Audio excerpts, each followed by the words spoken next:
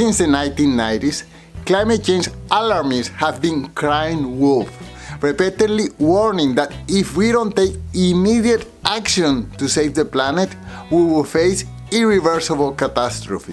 They have blocked roads, vandalized paintings in museums, and damaged public and private property, all in the name of climate justice. But it just hasn't worked. Most people just don't believe them anymore. Their tactics are creating chaos, no solution.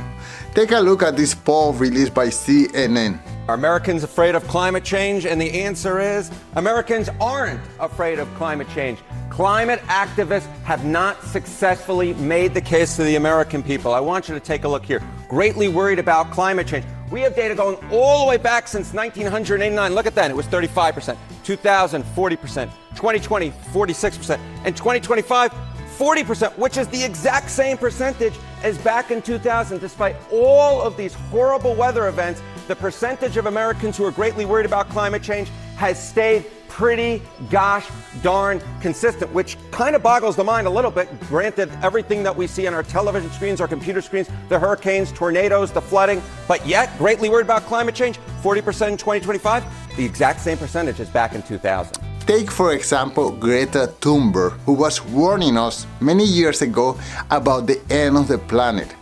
But since the planet hasn't ended yet, her prediction didn't come true, then she had to move on to other things. So now she's protesting for the pro-Palestine cause, and then the following month she goes to Hungary to protest for LGBTQ rights.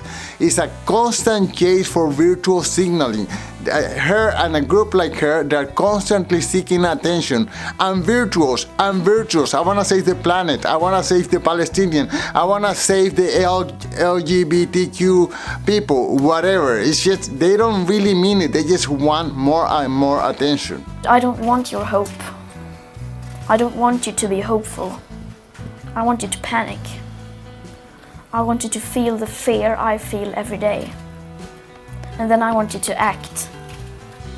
I want you to act as if you would in a crisis. I want you to act as if the house was on fire.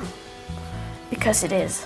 If you, as a climate activist, don't also fight for a free Palestine and an end to colonialism and oppression all over the world, then you should not be able to call yourself a climate activist.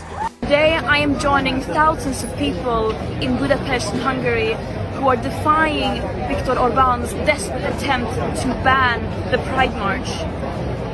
Pride is both a protest but also a celebration of love and who we are. This is yet another fascist attack on human rights, but you cannot ban love. You know, the American public is just tired of all these theatrics. Most people just roll their eyes, put on their emphatic face for a few seconds, and then move on with their life.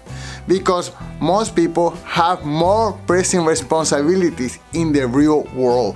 It seems to me that all these people who do all this protesting, they really don't have a job, or their job is protesting.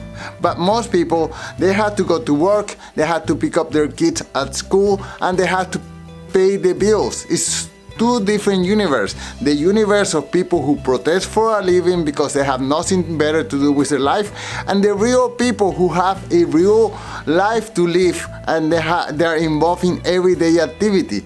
Totally different universe. So where do you stand?